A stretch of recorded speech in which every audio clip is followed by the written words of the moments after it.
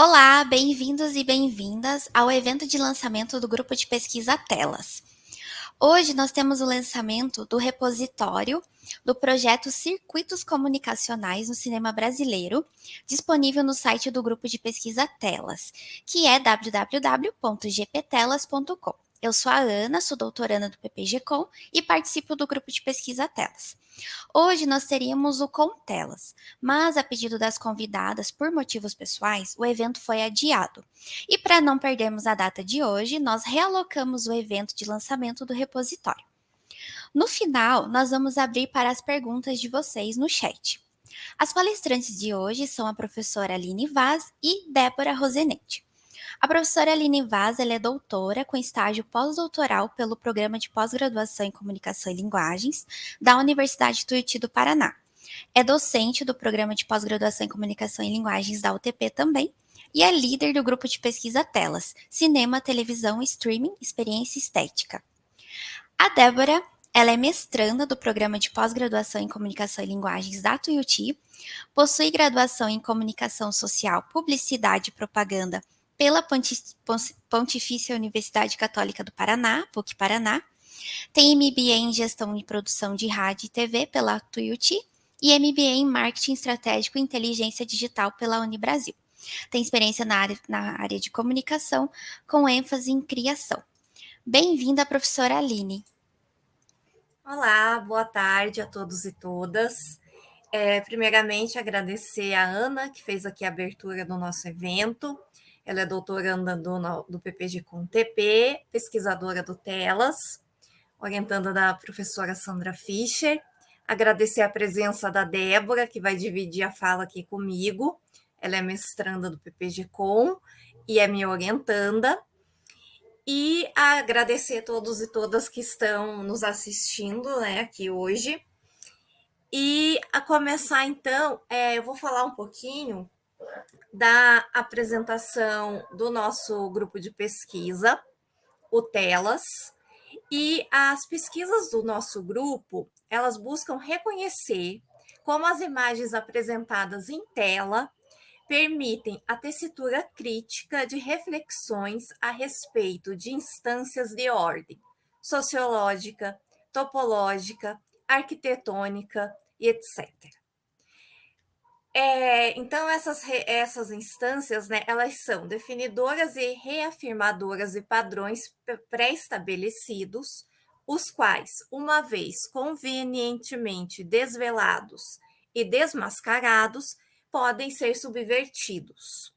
Nós tomamos as narrativas audiovisuais, sejam elas apresentadas na sala escura do cinema, nos ambientes domésticos, né, em ambientes quaisquer, como campo do sintoma.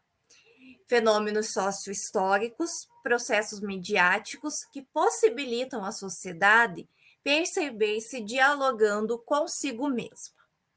Então, eu vou aqui, hoje também, além do lançamento do repositório, também o lançamento do nosso site, né, do nosso grupo de pesquisa. O nosso grupo, o Telas, ele foi inaugurado esse ano, né, no ano de 2022. Então, as nossas atividades estão iniciando nesse semestre. O primeiro semestre foi para a gente programar, para a gente organizar essas atividades. Então, nós estamos agora colocando em prática, né, os nossos projetos. Então, isso é também uma apresentação, né, no nosso grupo. Então, o site, né, o repositório aqui que nós vamos lançar hoje do projeto Circuitos Comunicacionais do Cinema Brasileiro, o site hospeda esse projeto, esse repositório, e eu vou pedir, acho que a Débora vai compartilhar para a gente aqui as páginas do site, que é o gptelas.com, isso. E aqui nós vamos ter, então, a nossa página inicial de apresentação, onde nós temos os nossos repositórios, né? Já tenho acesso aqui para o repositório do projeto Circuitos Comunicacionais no Cinema Brasileiro, que é o projeto que a gente está lançando aqui hoje. Daí nós temos aqui o nosso segundo projeto, né? O segundo repositório, que é o telenovela, campo do sintoma, efeitos de sentido. E esse repositório ele ainda não está aqui online, né? Então a gente ainda está trabalhando, nós faremos o lançamento futuramente. Hoje o lançamento é do nosso repositório dos circuitos comunicacionais e cinema brasileiro mesmo. E nas próximas abas nós vamos ter sobre e pesquisadores. Então, aqui no sobre, a gente vai ter o diretório, né? O caminho do diretório para o CNPq do nosso grupo. E nos pesquisadores, nós temos aqui o acesso para os currículos Lattes dos nossos pesquisadores, né? Então, como vocês podem conhecer mais os perfis do nosso grupo de pesquisa. Depois, a gente vai ter a página do Contelas. O Contelas, ele é um projeto de extensão com transmissão aqui no YouTube, que a Ana até comentou hoje, que nós teríamos o primeiro vídeo, né, a primeira conversa, aqui a primeira transmissão com a professora Andréia França e a Patrícia Machado, da PUC do Rio. E o tema seria Democracia em Vertigem, adendo sobre a história de 3 imagens tóxicas. Nós tivemos que cancelar o de hoje, mas nós vamos reagendar isso com as pesquisadoras. E já no dia 6 de outubro, nós vamos ter aqui uma conversa com as professoras Valquíria John, da UFPR, Lourdes Silva, da Unisa, e o pesquisador Anderson Lopes da Silva, doutor pela USP, e no momento ele realiza pós-doutorado na Tailândia, e nós vamos recebê-los com transmissão aqui no nosso canal, para conversar sobre o tema atravessamentos pandêmicos e melodramáticos na narrativa de amor de mãe.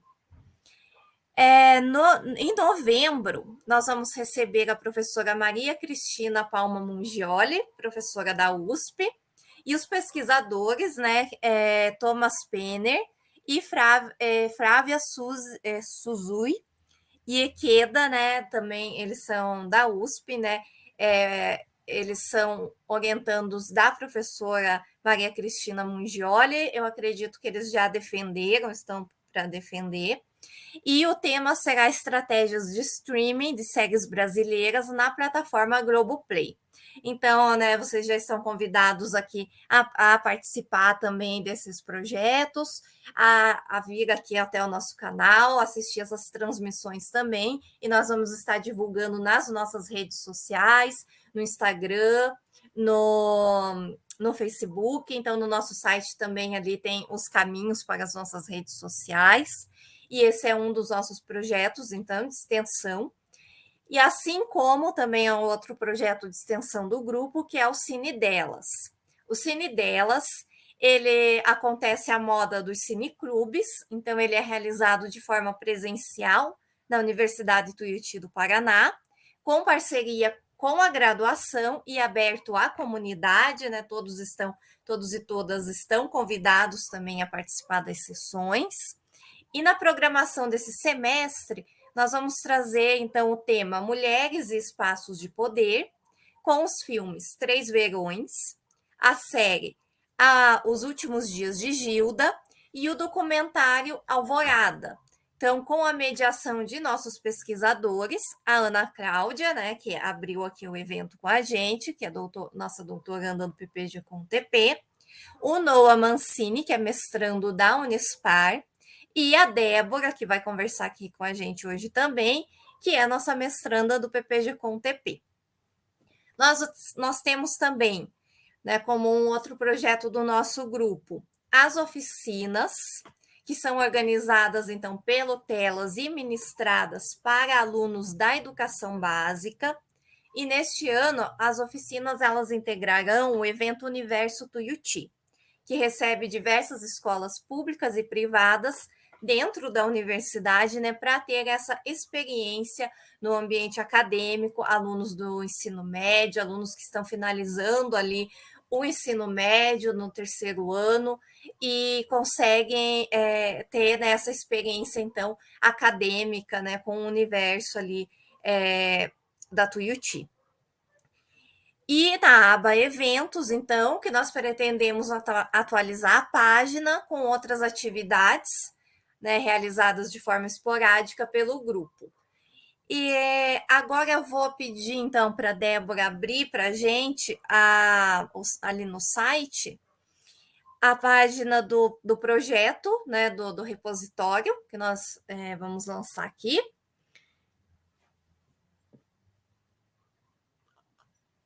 Isso, o nosso projeto, então, ele assume a comunicação como partilha do sensível entre indivíduos e setores da sociedade. Ocupa-se de filmes brasileiros lançados a partir de 2019, quando Jair Bolsonaro assume a presidência do Brasil. Então, nós observamos, né, nas narrativas que ali tem lugar a forma como transbordam da tela do cinema para discursos midiáticos. O levantamento por meio de monitoramento de mídia, né, que nós estamos realizando, concentra-se nas estratégias comunicacionais que no filme e além dele funcionam como mobilizadoras de interações sociais. O produto cinematográfico configura um fluxo comunicacional, né, o que a gente pode chamar também de circuito comunicacional, que começa antes da realização do filme e continua depois do seu lançamento.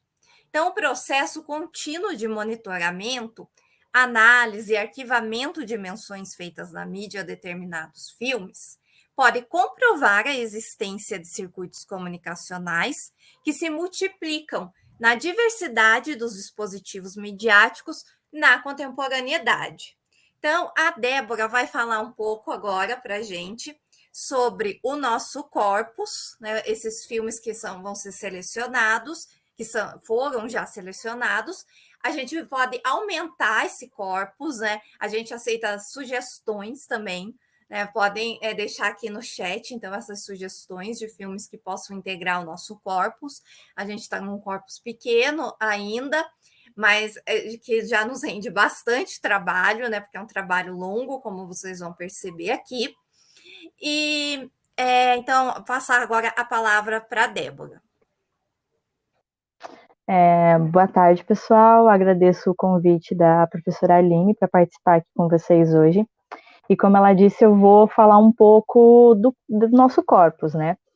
E deixar no ar aquilo para vocês prestarem atenção e no final a gente discutir o porquê que esse foi o recorte, no que ele se refere aos circuitos comunicacionais, né? Então, sobre a escolha destes filmes.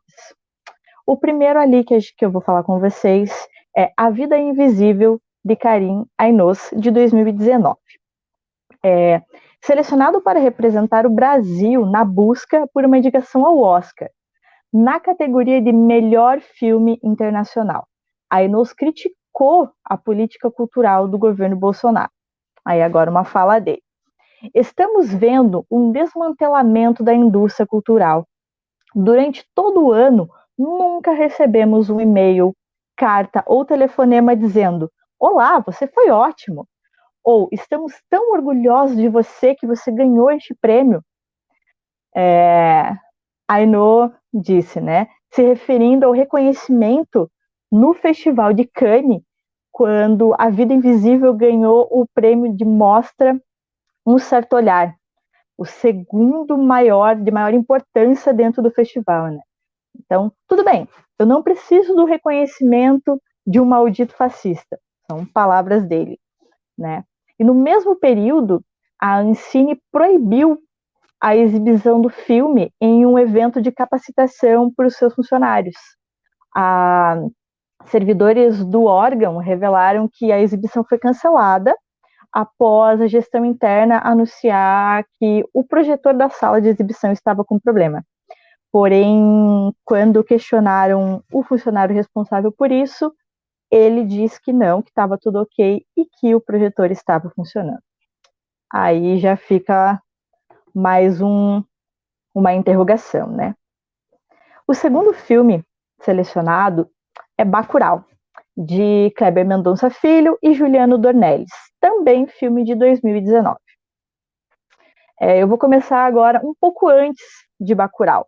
Lá em 2016, após protestos no Festival de Cannes. Na época era lançamento do filme Aquarius, e mesmo com reconhecido sucesso em festivais e premiações internacionais, o filme de Kleber Mendonça Filho não foi indicado à seleção de filmes brasileiros para concorrer ao Oscar, né? Outra tensão que se deu após o manifesto em Cannes foi o longa ter recebido uma censura polêmica do Ministério da Justiça, que foi proibido para menores de 18 anos. A equipe discordou totalmente disso e alegou que não havia motivos, né, para essa classificação. Já em 2018, o líder da oposição do Senado, Humberto Costa, do PT, ele denunciou no Congresso Nacional a perseguição política do governo Temer ao cineasta Kleber Mendonça Filho. Com Bacurau, já agora, o Kleber Mendonça participou do Festival de Cannes, concorrendo à Palma de Ouro. E, mais uma vez, ele ficou de fora para tentar uma vaga na categoria de melhor filme internacional do Oscar de 2021. E em 2000 antes disso, muito se falou que houve um boicote do órgão do governo, né, por essa com interferência do presidente Jair Bolsonaro. E em 2021, ao integrar o júri no Festival de Cannes, o diretor brasileiro e o Spike Lee, que era o presidente do júri naquele ano, eles protagonizaram uma coletiva de imprensa manifestando-se mais uma vez contra o governo, né? Então, Bacurau e outros filmes do Kleber Mendonça foram bem criticados. O próximo filme que foi selecionado é Democracia em Vertigem, de Petra Costa, um filme também de 2019.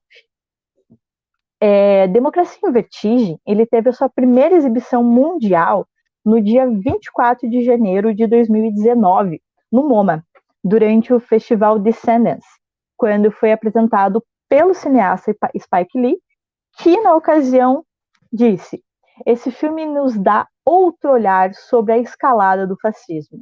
Não é só aqui, é global.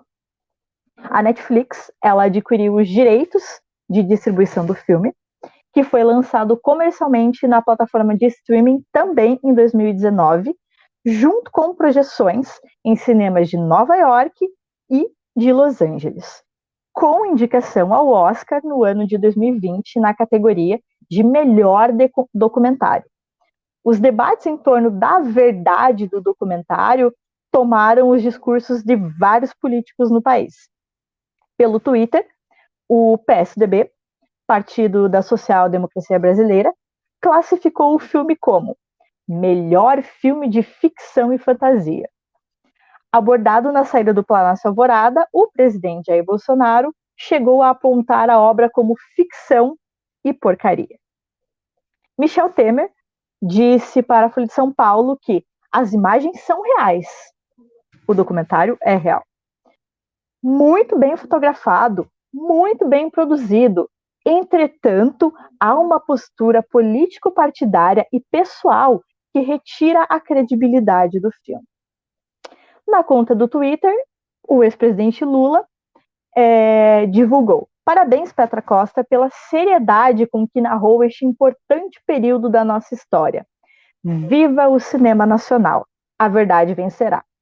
A ex-presidenta Dilma Rousseff, em comunicado publicado em seu site oficial, comemorou a indicação de Democracia em Vertigem ao Oscar, dizendo que a verdade não está enterrada. O nosso próximo filme é o Marighella, de Wagner Moura, que foi lançado em 2021. Ele foi rodado em 2017 e exibido pela primeira vez no Festival de Berlim em 2019, onde ele lotou a sessão e a equipe do filme realizou alguns protestos com placas de Marielle Franco. Ele teve a sua estreia no cinema brasileiro em 4 de novembro de 2021, após 3 tentativas frustradas de lançamento, né? No dia 20 de novembro de 2019, no Dia da Consciência Negra, aconteceu um cancelamento realizado pela própria Ancine. Aí, lá em 14 de maio de 2020 e 14 de abril de 2021, os cinemas ficaram fechados por conta da pandemia de Covid-19. Ou seja, adiado mais uma vez a estreia do filme. E aí, em agosto de 2021, o setor de análise técnica e seleção de projetos da Ancine encaminhou o projeto de lançamento comercial do filme para arquivamento, alegando que a O2 havia desistido do processo, ou seja, como se eles não quisessem mais lançar o filme. A produtora negou que tivesse feito qualquer comunicado nesse sentido, e horas depois a agência disse que cometeu um erro, e que não, realmente eles admitiram uma nova inscrição para o filme, e para a Folha de São Paulo, o Wagner Moura, ele definiu os conflitos da Ancine como um tipo de censura como o filme dele. O próximo filme, ele é o Medida Provisória, de Lázaro Ramos, e ele é de 2022. Ele foi roteirizado lá atrás ainda, em 2015. Medida Provisória, ele é baseado numa peça de 2011, que é Namíbia, não, de Audrey Anunciação. Ele que também foi dirigida por Lázaro Ramos. O filme ele levou mais de um ano para ser liberado para a Ancine para poder estrear em circuito nacional. Faltando um mês para a data da estreia do longa, ele ainda não tinha sido liberado. Então, todas as divulgações já estavam em andamento, mas ele não podia estrear porque não tinha a liberação da Ancine. A assessoria da produção lamentou muito esse ocorrido em nota oficial, né? E para a Folha de São Paulo, Lázaro Ramos disse que o seu filme sofreu uma censura burocrática para poder estrear. Então, o presidente da Fundação Palmares, Sérgio Camargo, em suas redes sociais, acusou o filme de usar recursos públicos para associar o governo Bolsonaro a crimes de racismo e pediu que a obra fosse boicotada. Em entrevista para a Vogue, Thaís Araújo, a atriz que protagonizou o filme, lembrou que as filmagens começaram em 2018, quando nada do que vivemos hoje, essa tragédia não existia, né? Então, foi lá atrás ainda. Chamávamos de um futuro distópico, o que dá muito medo, porque parece como essa distopia se aproxima muito. Então, essa foi a fala da Thaís Araújo sobre as impressões dela, né? O próximo filme é o Transversais, do Emerson Maranhão, também de 2022. Ele surge após a realização de um curta-metragem, que chama Aqueles Dois, filmado em 2018 pelo Emerson Maranhão também. Ele relatou uma entrevista ao Cinema em Cena como o projeto inicial de produzir uma websérie se transformou em um documentário. Aconteceu em agosto de 2019. O projeto da série já tinha cumprido todas as etapas para se qualificar e receber recursos da Ancine, quando o próprio presidente anunciou que a série estava cancelada, ou seja, não tinha mais série. Comunicou que tinha ordenado uma pesquisa entre projetos aprovados e disse textualmente: olha o tema, sonhos e realizações de 5 pessoas transgêneros que moram no Ceará. O filme é isso, daqui conseguimos abortar essa missão. A justificativa foi, portanto, as tais pautas morais que movem o governo. Virou uma questão de honra para o Emerson Maranhão e para os produtores viabilizarem o projeto. Quando a lei Aldir Blanc foi aprovada, avaliamos que seria mais fácil encaminhar o projeto de um longa documentário do que da série que eles imaginavam a princípio. Em novembro de 2020, Transversais foi aprovado em primeiro lugar em um edital e eles começaram a rodar em fevereiro de 2021. Colocar transversais na tela do cinema tornou-se símbolo de resistência para a equipe do filme. E dito isso, né, esses foram os filmes selecionados, o nosso corpus de pesquisa. Eles são filmes que, de alguma maneira, sofreram ataques de instituições ou membros do governo vigente. E isso contribuiu para a circulação midiática, de discursos, em certa medida, tensionados. É interessante a gente perceber que nenhum dos filmes é de 2020. Muito disso porque ocorreram atrasos nos lançamentos dos filmes. Marighella teria sido lançado em 2019, depois em 2020 e depois teve seu lançamento em 2021. Medida Provisória também podia ter sido lançado em 2021 ou até meses antes. Transversais podia ter sido contemplado com um edital anterior ao que ele foi contemplado, né? Ele teve que se refazer. E outra coisa, na semana que passou, Pedro Ares, ele foi premiado em Veneza por um curta-metragem, só que com produção alemã. E na ocasião ele criticou o governo e relatou uma crise no cinema brasileiro. Aqui agora algumas palavras dele.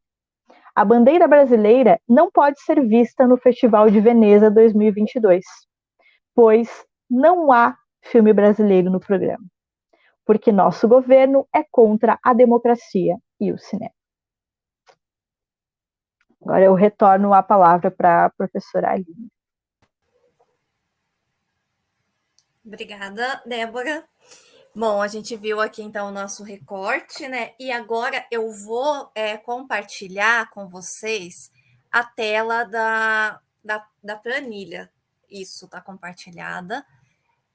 Eu vou pegar só um momentinho.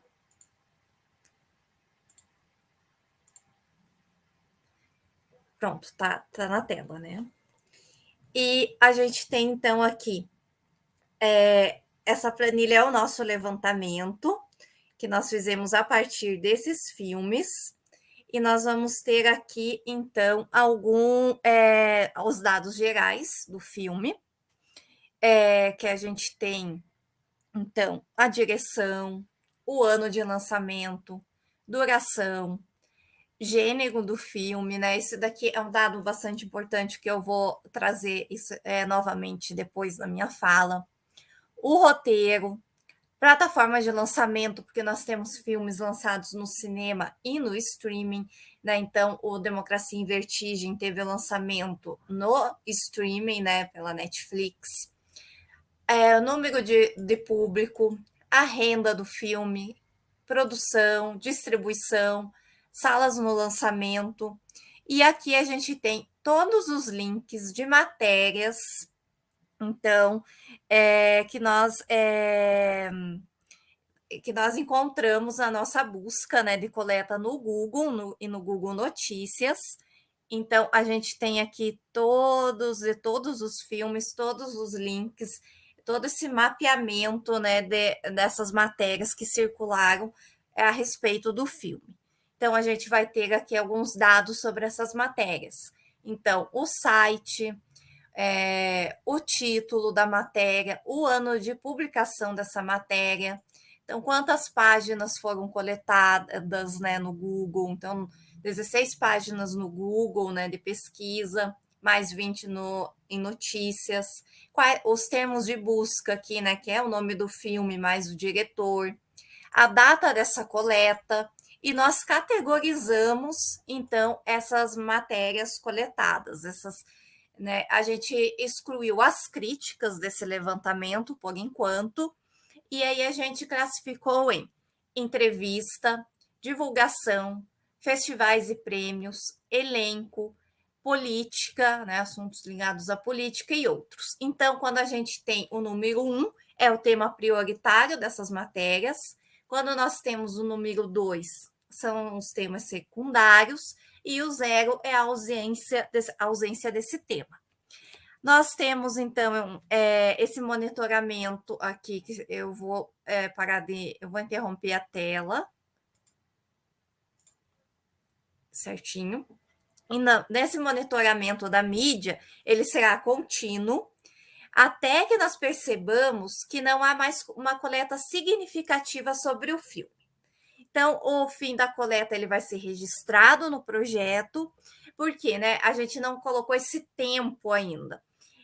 Porque a gente precisa ver quanto tempo uma etapa importante da pesquisa, saber quanto tempo essa vai ter essa repercussão midiática, né? Nós temos esses circuitos comunicacionais com relevância, né, dentro da mídia, né, sendo ali mediatizado sobre o filme. Então, essas repercussões, quanto tempo a gente vai precisar monitorar também a temporalidade disso.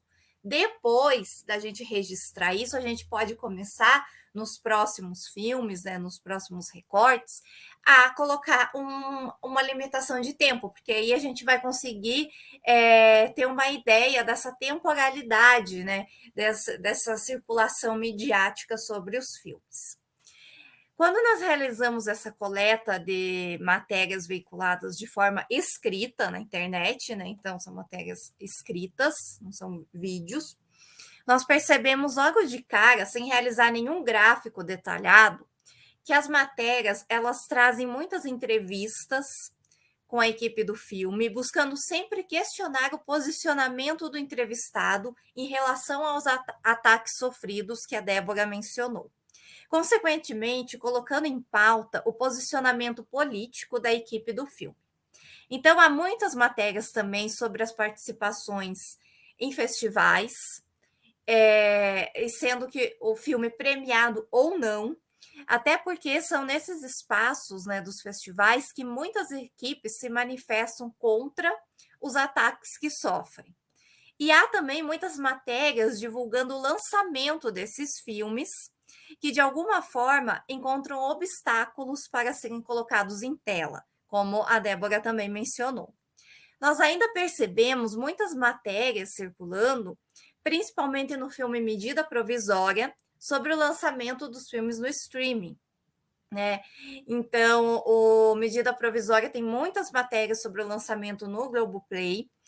E o que é interessante, né? Uma das coisas interessantes no Medida Provisória é que ele foi lançado no Globoplay e nas operadoras Claro, Sky, Oi, Vivo, Google e iTunes, enquanto ainda permanecia em cartaz nos cinemas, tornando-se o filme brasileiro exibido por mais semanas consecutivas, né, até o momento, no ano de 2022. E já passa de 20 semanas em cartaz. Agora vou. Só deixa eu ver aqui que eu pulei um momento, gente, que eu ia mostrar no site ainda do repositório. A Débora pode colocar para a gente? Na página do repositório ali, né? Ela abriu aqui. Então, a gente vê a planilha que eu mostrei para vocês, né? E aqui embaixo nós temos os filmes. Então, nós vamos ter os filmes. Pode clicar em Bacurau, por favor, Débora? Isso. E aí, clicando aqui, nós vamos ter uma breve justificativa, né, da escolha desse filme para integrar o nosso recorte. E aí, é um pouco do que a Débora falou, né? Ela falou ali de forma resumida.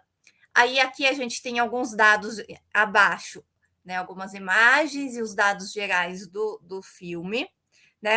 Muitos desses dados também estão na planilha. E lá embaixo a gente vai ter aqui o levantamento, então, dessas matérias, né? Então, a gente vai ter as imagens capturadas de tela. Então, de todos aqueles links que nós mostramos na planilha, a gente tem a captura de tela desses sites, né? Desses veículos de comunicação, dessas matérias. Então, para funcionar, porque essas matérias, com o tempo, às vezes, elas saem do ar, né? Dá para a gente fazer download, então, dessas imagens no site, né? Caso necessite para pesquisa. E aí elas saem do ar e nós quisemos assegurar esse banco de dados, né, em alguma medida preservando a memória midiática desses filmes. E aí a gente tem, voltando lá, a gente vai ter também as produções, né? Ainda a gente está na fase inicial, aqui a gente tem um artigo, né, produzido em coautoria com a professora Sandra Fischer, e que a professora Sandra Fischer lidera o grupo junto comigo. E nós temos aqui um artigo aqui sobre Bacurau. Então, a gente vai colocar as produções também que o grupo realiza sobre esses filmes aqui também para o acesso, né, dentro do site. E agora a gente pode sair, né, dessa tela e eu vou falar um pouquinho, né, para além desses circuitos comunicacionais, das narrativas fílmicas, que nós identificamos uma característica em comum entre esses filmes, que é o cinema de gênero. E mais que isso, uma ressignificação dos gêneros. Aqui a gente tem, né, Bacurau, do Kleber Mendonça Filho, que apresenta um western brasileiro, com influências internacionais, né, da estrutura clássica do gênero, mas com uma vontade de fazer filmes brasileiros. Então, há coisas de uma ordem universal, né, do gênero, mas que no Brasil encontram suas próprias referências. Unindo a isso, um reconhecimento da memória afetiva, a êxtase dos cineastas em ir ao cinema na juventude, né, que eles relatam. E na Vida Invisível, né, do Karim, a gente tem o melodrama tropical. E nós podemos relembrar do próprio tropicalismo dos anos 60, que aguçou a relação arte e política, arte e sociedade. Há uma apropriação pop do gênero e a designação melodrama tropical só é definida após a finalização do filme, sem uma racionalização calculada para isso. Então, o cineasta, ele se questiona como a gente traduz esse gênero, se apropria e faz com que ele seja só nosso. E aí a palavra tropical surge para entender esses códigos. Conforme Ismael Xavier fala da apropriação pop do melodrama, no filme de Karim, explora-se o potencial energético do gênero, mas inverte-se o jogo, pondo em xeque a ordem patriarcal, ou buscando, ao contrário de enlevos românticos, uma anatomia das lutas de poder na vida amorosa e no cenário doméstico. Assim como Mendonça e Dornelles, Karim parte também de uma questão pessoal, trazendo o melodrama a partir da sua relação com a telenovela na juventude, e como um desejo de falar com um público maior, né? Uma característica que a gente encontra na telenovela. E esse desejo, ele nasce desde o impeachment, que o Karim, então, ele passa a se questionar que país é esse e quem são essas pessoas. São, portanto, filmes que trazem o cinema de gênero pensando no lugar do entretenimento, atraindo um grande público e potencializando isso como uma mobilização política, em que ir ao cinema, assistir a esses filmes, torna-se para o espectador um símbolo de resistência. A ação coletiva de ir às salas de cinema é também uma ação política. E retornamos novamente aos circuitos comunicacionais.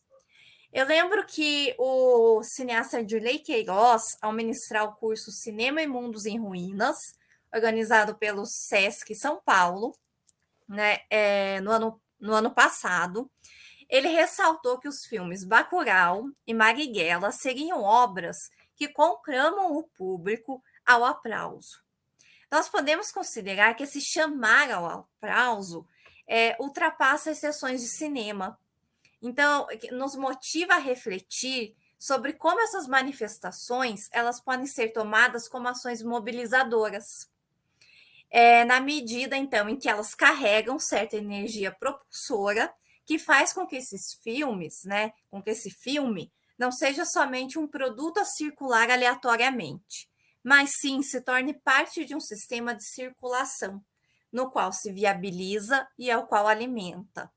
Utilizando aqui, então, as palavras do professor Braga e citando aqui, então, o professor, né, José Luiz Braga, que ele é aqui a nossa grande referência, então, a grande inspiração também para esse projeto, né, a questão dos circuitos comunicacionais, nós nos utilizamos dos textos dele, então, quem tem interesse também nisso pode buscar nas referências do professor Braga, né, a questão da circulação dos dispositivos comunicacionais. E por fim, né, nós esperamos então que esse repositório ele possa servir como um banco de dados, né? Então ele é de acesso livre e todos que tenham interesse em realizar pesquisas desses filmes pelo viés dos circuitos comunicacionais pode consultar todo o material disponível no nosso site gptelas.com. Então, lá vai ter acesso à planilha, todos os dados, né? De repente, dá para fazer uma análise de conteúdo. Ali as metodologias, né, são livre, né? A pessoa pode ali adaptar para a metodologia, né, que ela trabalha. Então ali a gente tem bastante informação, a gente tem um recorte, a gente tem as capturas ali de tela, todas as imagens das reportagens. Então é um banco de dados, né, para preservar essa memória também midiática desses filmes que passam então a ocupar um lugar na história do Brasil, num momento político do Brasil, né? E eu acho que são, né, uma parte importante da nossa história que ninguém vai esquecer. E também eu acho que não vão esquecer desses filmes e que funcionam também como campo do sintoma. É isso, gente. Eu agradeço aqui a todos e todas. Eu acho que agradeço todo mundo que entrou aqui na nossa conversa, professor Rafael Tassi, a Júlia, o Pedro Costa, a Fernanda Rios, o Noah, a Érica Diniz, né, todo mundo que participou. Boa tarde a todos e todas. Fico feliz e qualquer dúvidas que vocês tenham, por favor, me procurem o grupo de pesquisa. A gente aceita também membros, então, caso vocês tenham interesse no nosso grupo, basta procurar a mim, né? Eu lidero o grupo, a professora Sandra Fischer, que também lidera comigo o grupo de pesquisa. Fiquem atentos, então, aos nossos projetos, né? Esse é o nosso projeto de pesquisa, teremos outros aqui adiante, e pesquisem, né? Se utilizem, então, desse nosso repositório para realizar pesquisas, e caso, né, vocês realizem pesquisas a partir desse nosso repositório, né? Nos mande, nos encaminhe, que a gente vai gostar de realizar a leitura e de conversar, né, sobre essas pesquisas. Muito obrigada.